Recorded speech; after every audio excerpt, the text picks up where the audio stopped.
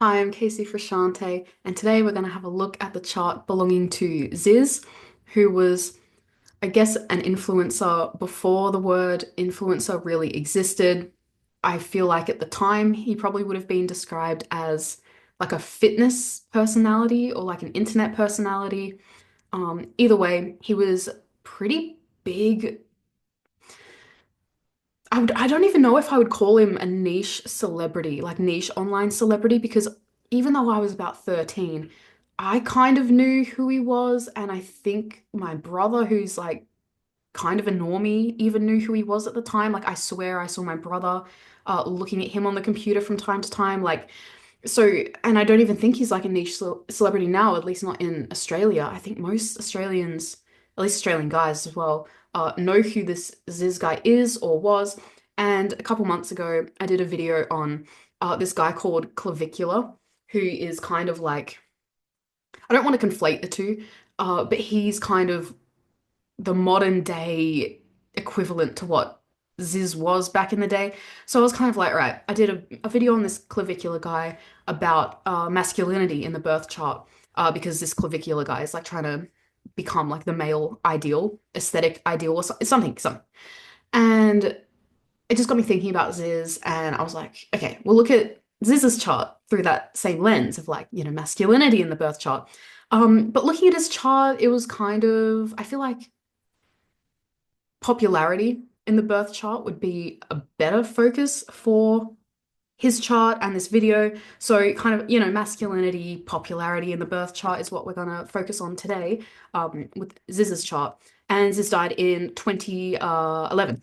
So, I'll talk about some transits and stuff later regarding his death because there was some pretty hardcore stuff going on. Not saying an astrologer could predict his death, but it was just interesting how the natal promise kind of played out when it was triggered by transits and stuff. Also, no known birth time. I don't know the angles and I don't know the moon, although I do feel like he was a Libra moon as opposed to a Scorpio moon, but that's just my opinion. All right. So right off the bat, when I looked at his chart and I was looking for masculinity indicators, the popularity stuff kind of came out really quickly. He's got his Sun conjunct Venus in Aries. And so when we think of the sun is basically the qualities we're learning to develop in this lifetime. It's the cardboard cutout of the personality. Um, we have to kind of live out our sun to feel sane in a way. And Sun Venus individuals are generally going to be likable and popular and kind of people orientated. And with the sun in Aries in general, his mission on this earth was kind of to just be all about himself. Sun in Aries is here to, sorry, I'm just looking at my notes, to kind of pioneer something, or their presence in this lifetime is to be themselves and be brave enough to be themselves in the face of society and relationships. It's a self-focused life for him. Aries sons can also be really independent, but not in a way that they're trying to be independent. They're just not aware of other people the same way they're aware of themselves. So he was on a journey of self-discovery, basically. And Venus has a lot to do with women in everyone's chart, but especially a man's chart. It's what we like and value, our style of relating.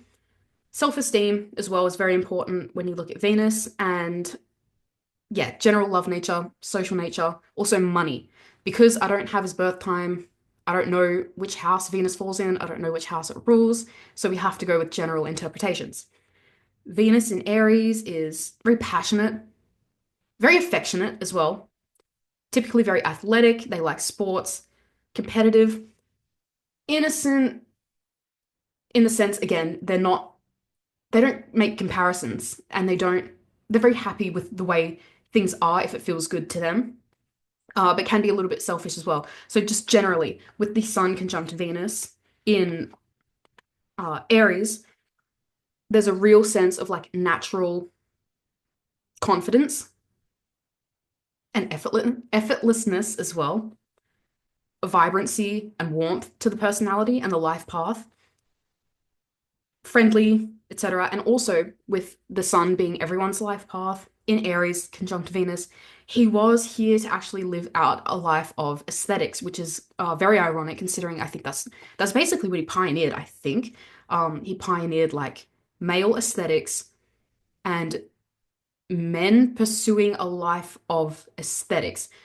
I don't know what it was like before Ziz, but I feel like bodybuilding was all about competing with other men and maybe to get a trophy and to feel a certain way.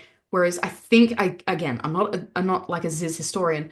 I think with him, it was about looking that way because that's how he wanted to look and to achieve like peak male aesthetics, which is why I kind of the whole clavicular thing, like I think that's kind of what clavicular's doing in like a more modern sense. Um, so yeah, very ironic that he has a Sun conjunct Venus and his life path was all about improving yourself to be peak aesthetic. Whatever. Okay. Um, and then he's also got this Venus and Sun sextile Jupiter in Gemini. And Jupiter is a planet that can be associated with teaching and learning, not in an authoritarian Saturnian sense, but just in the sense of zooming out and looking at everything from a very macro level and picking up, especially in Gemini, picking up pieces of information and communicating that to someone or a group of people potentially. Um, and Jupiter being associated with, kind of higher learning and not the authoritarian type of learning that you'd experience in a private school, but more of like the pursuit of knowledge because that's what people find or that individual finds kind of relevant to them and their beliefs. And this Jupiter, oh, I'll get to that in a minute. So Venus Jupiter is Venus Jupiter and Sun Jupiter. It's compounding that sense of confidence that he has.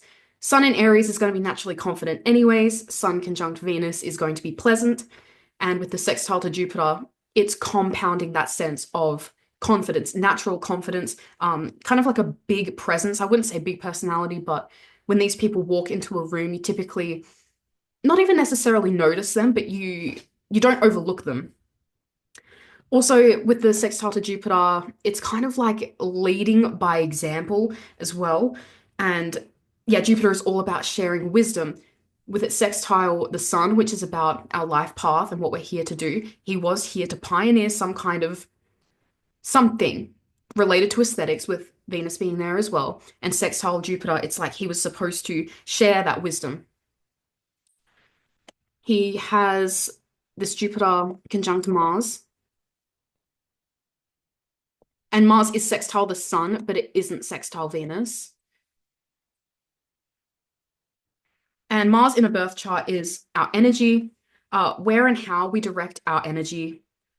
And with the Sun sextile Mars, these are the types of people that are kind of, they're on their path in life. They don't really struggle to find their mission. People with the hard aspects, like the Sun square Mars, Sun opposite Mars, sometimes the Sun conjunct Mars. These people can tend to get in their own way a lot and not really understand what they're doing and why they kind of feel called to do one thing and yet they're pursuing something else. Those with the soft aspects typically don't have any trouble aligning their life towards their goals.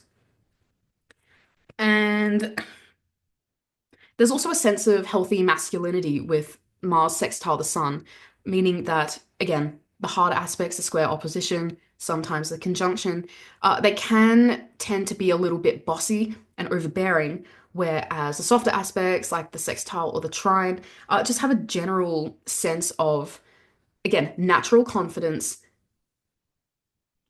comfortable in a position of leadership or authority, comfortable with themselves. Also, he would be some kind of he would also be a good communicator with Mars and Gemini, conjunct Jupiter, especially as sextile the Sun. He was meant, again, his life path, the Sun, he was meant to be communicating something and teaching something in his life. And also the sextile between a planet in Gemini, but in this case Mars, and Jupiter to the Sun, it can soften the kind of Aryan expression in a way because Aries can come across a bit too in your face, a bit too bold, a bit too direct, but with a sextile to a planet in Gemini, it can give a kind of carefree nonchalance quality to the Aries planet, and that's very appealing to people. Also, with just talking about the Jupiter conjunct Mars, this is someone that's probably going to be very bubbly, fun-loving, playful, energetic, especially with the sextiles to these Aries planets as well. So good energy, good social life. What else? So that's what stood out to me the most regarding, again, I was looking at masculinity, and what I kind of noticed the most was a sense of, popularity and likability as well. Also, Venus, Jupiter people tend to be very popular naturally, very open heart. If we look at the more, I guess, difficult aspects in his chart, I do notice he has a square between Uranus, Uranus, the Sun, and Venus.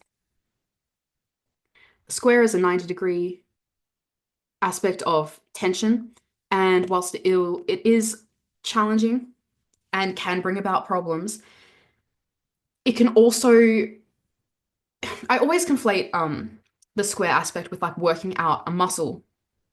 And ironically, what we're talking about is um, when you work out a muscle for like the first time or even the first couple times, it feels sore and it feels kind of weak as well. But you need to experience the square. You need to keep lifting the weights and going heavier for the muscle to build and become stronger. And there's this quote that's kind of been like just repeating in my head. I don't even know where I heard it for the first time, but it just won't seem to leave. And it's just that nothing grows in comfort. Square aspects are uncomfortable, but you grow because of them. Okay, anyways, so what is Uranus? In the highest vibration, Uranus is about liberation and kind of collective vision. In the medium to lower vibration, which would be experienced typically for a younger person with the square, because squares take time to kind of grow into.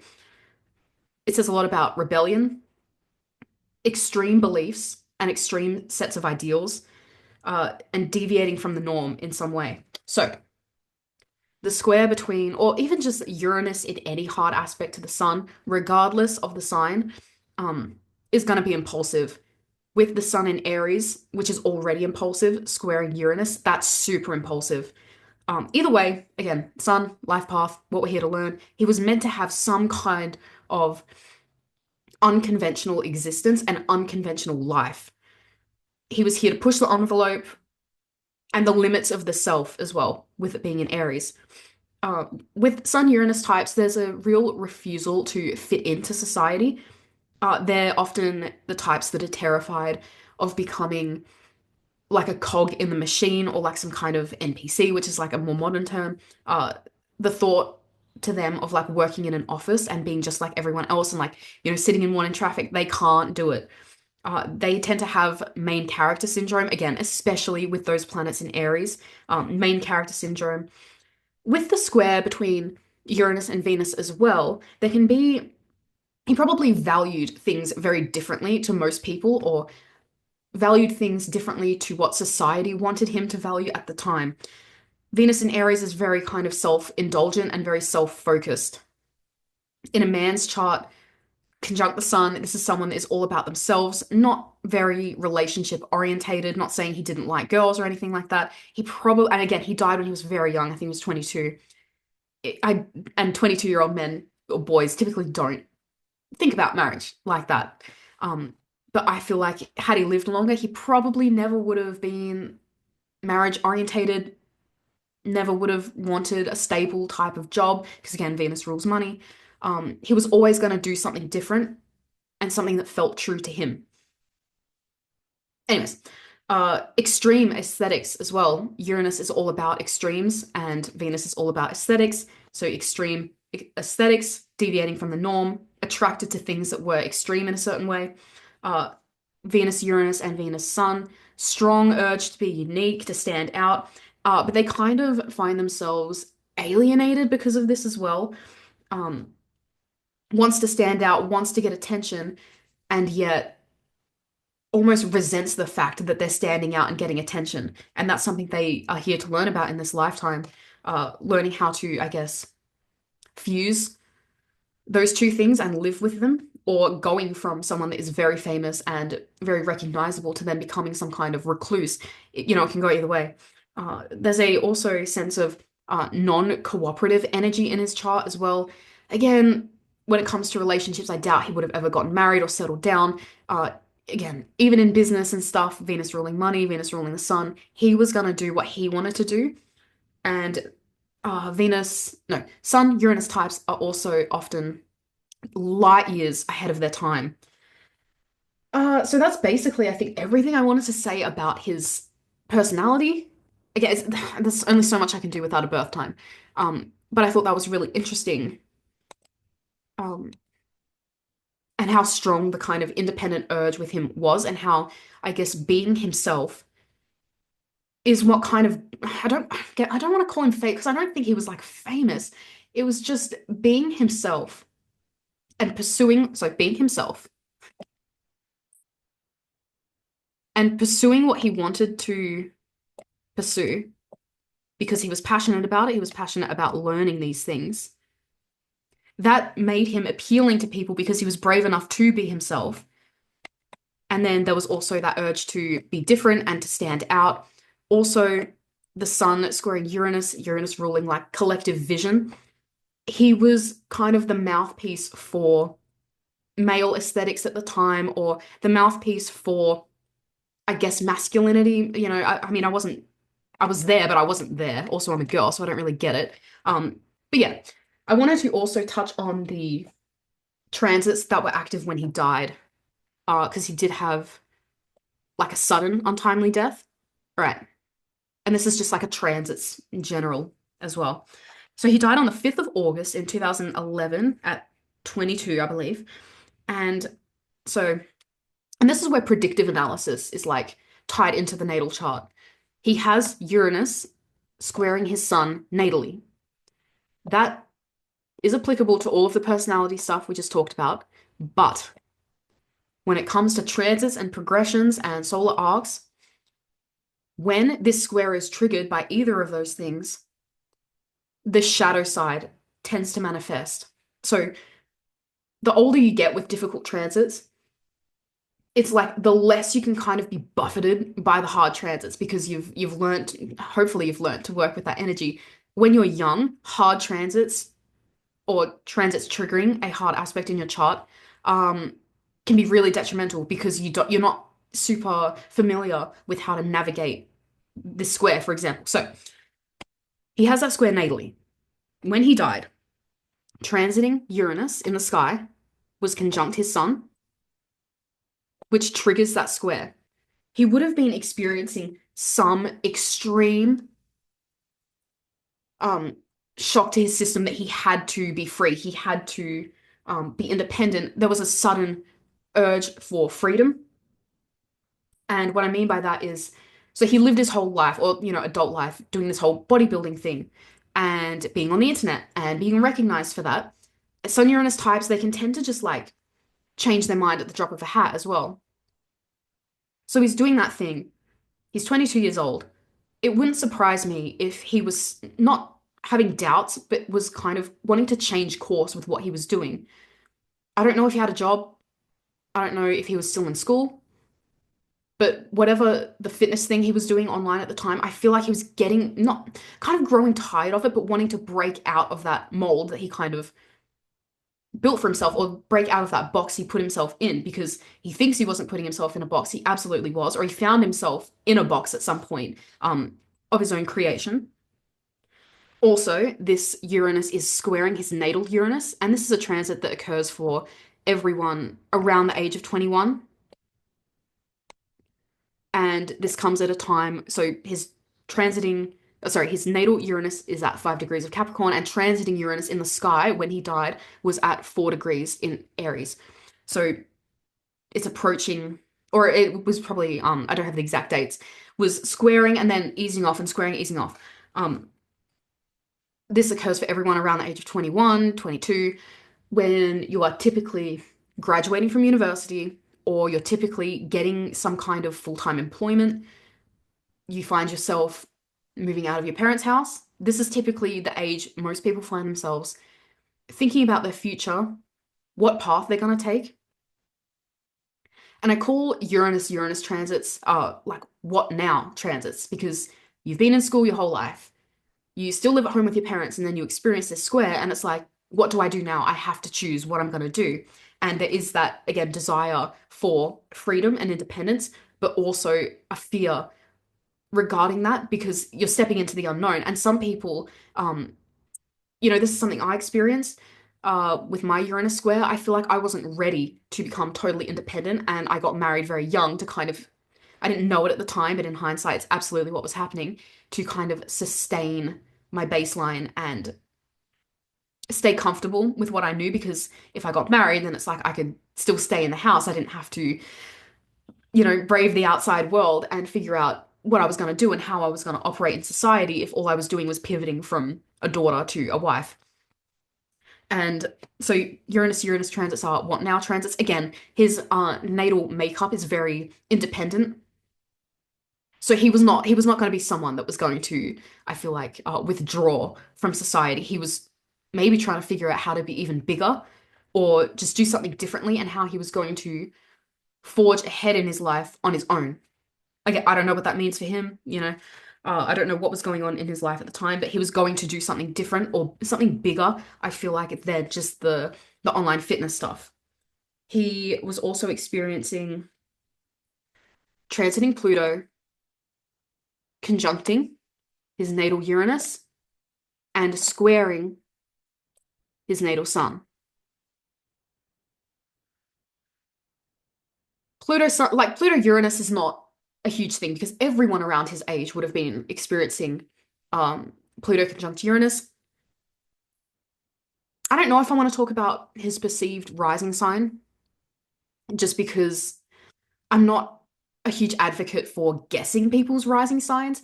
If he was an Aquarius rising, with Pluto conjuncting the ruler of his first house, that could be kind of like a death transit or like um a major life altering transit to the extreme. Like a lot of people don't go through Pluto transits and get out alive. I feel like Aquarius rising could fit with him just based on the transits and stuff.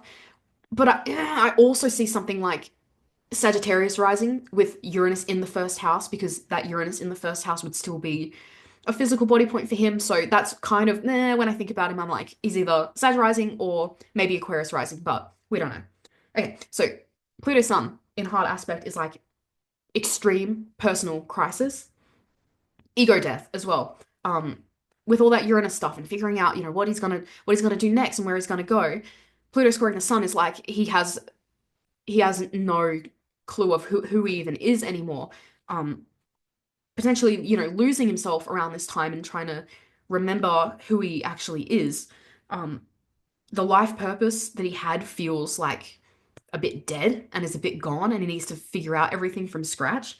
Um, Also, a sense of like no longer feeling special, which the Sun Uranus person is going to need. Um, and then just the death of the old self. And again, square aspect could be beneficial in the long run of reestablishing yourself as someone new. That's the energy I get with all of these transits. But also it's very it's a very dangerous time for him. And I'm not just saying that to be like sensational or anything like that. But these transits are all life altering, major, major, major transits. Uranus conjuncting the sun, that's going to happen like once in your life. Uranus squaring natal Uranus, that happens twice in your life. You get three hard aspects to Uranus. You get the square, the opening square, the opposition, and then the closing square, and then the conjunction if you live to, I believe, 84. And then Pluto squaring the sun, that's going to happen once in your life. So three, and I don't even have his birth time. I haven't looked at progressions, haven't looked at solar arcs, don't have a solar return chart either. Um, all of those very harsh transits stacked on top of each other.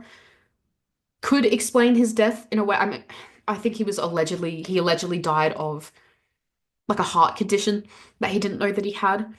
Um, and I also wanted to touch on just charts and dying in general. So that was everything I wanted to kind of like, say about Ziz and his personality and why I think he was so popular, why he resonated with so many people with those Uranus aspects to his sun and Venus. So when I looked at his chart as well, and I kept saying like I don't get the impression he would have ever gotten married or had um a traditional life in that sense.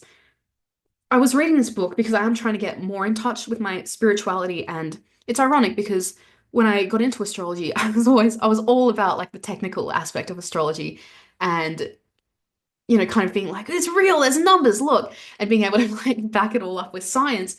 Transiting Neptune is in my 12th house, and I do find myself leaning more towards the spiritual side of astrology and interpreting my hunches and my feelings with the numbers I can see in my ephemeris and whatever. I got this book. It's called Proof Positive by Doreen Malloy. This is not an astrology book. It's like a metaphysical book. Metaphysical wisdom, valuable insights that reveal esoteric knowledge about life, death, and our very real connections to the spirit world. And in this book, because I would read in astrology books in my astrology classes all the time, the teacher would say like, "Oh, the soul chooses when to leave." When you look at the nodes, it's like the past life and the future life, and karma in the birth chart, and all of these things come from like a past life. And I would think, like I didn't know how to interpret it because I can never really feel it. Um, Neptune transiting through my 12th house, I'm getting more in touch with my spirituality. I read this book, and the way Doreen explains the soul in this book really changed the way I kind of look at astrology. So basically, she says that souls incarnate into Earth on this physical realm in our physical bodies, and it's incomprehensible to us as physical beings on this planet because we are focused on the 3D, paying bills, living an existence on this earth because the soul needs to experience the things that can only be experienced in a physical reality. That is basically like why we're here on earth. And it's such a nothing burger. It's like, yeah, okay. But when you consider that the whole spirit world or our souls and stuff, it's really incomprehensible to us here on Earth. And we are here on Earth in a physical body to experience lessons that the soul needs to learn, but those lessons can only be learned in a physical existence. I don't know if there are other existences that our souls will go to in the next life, and we need to learn lessons in that world that isn't a physical world, but it's something like that. And so I'm trying to tap into that side of myself and my practice in astrology. And looking at Ziz's chart, again, he died at like 22. That's super young. He didn't even live a life. I had a near-death experience when I was about 22 as well, and I remember dying and just thinking like, that's it. Like I didn't get to do anything, and I lived a pretty not extraordinary life, but I did a lot of stuff. And I was like dying, and I'm just kind of like, I didn't get to do anything. And again, I don't know if he had a job. He wasn't. I was married when I had my near-death experience, so at least I got to do that. He never got married. Don't know if he graduated from university. Like, he hadn't done anything apart from like go to the gym and sit at his computer and talk to the camera. Um, excuse me. But yeah, so he didn't get to do anything. When I look at his chart, and I kept saying like, yeah, like I don't think he would have ever gotten married.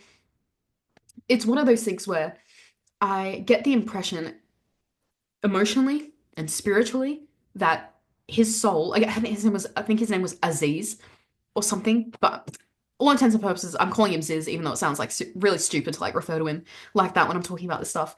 Anyways, so like Ziz incarnated into that body on this earth at that time to experience becoming popular online or forerunning male aesthetics, building that kind of, I guess, I think it's still active male aesthetic communities online. Like he was meant to be that guy. He was meant to be him. That was his life purpose in this lifetime. And sometimes that's kind of it. Like we don't have to be these, have these long fulfilling lives to learn every lesson. Like some people have that. But for him, and I know it's no consolation to the people that loved him and his family and stuff, but it just feels like that was what he was here to do, and he was meant to experience everything he experienced in that short life, and that was all the lessons he needed to learn for that time and move on. And yeah, it was just kind of I felt like looking at his chart and the transits and stuff, it was kind of he did everything he needed to do. The soul learned everything he needed to learn. So the soul learned everything it needed to learn. And again, I know it's no consolation to the people that loved him, but since reading that book and understanding the chart and cycles and the soul in that way, it just made a lot of sense to me that not to say he was supposed to live a short life, but again, the soul just felt like it learnt everything it needed to learn and then it left. And that was my video on Ziz and I guess extreme transits around the age of my early 20s and souls in the body and how that can kind of like manifest in the chart of like not having too much going on beyond what they like experience in their life. I know that's kind of, whatever. But that was my video on Ziz and popularity in the birth chart, and I'll see you in my next video.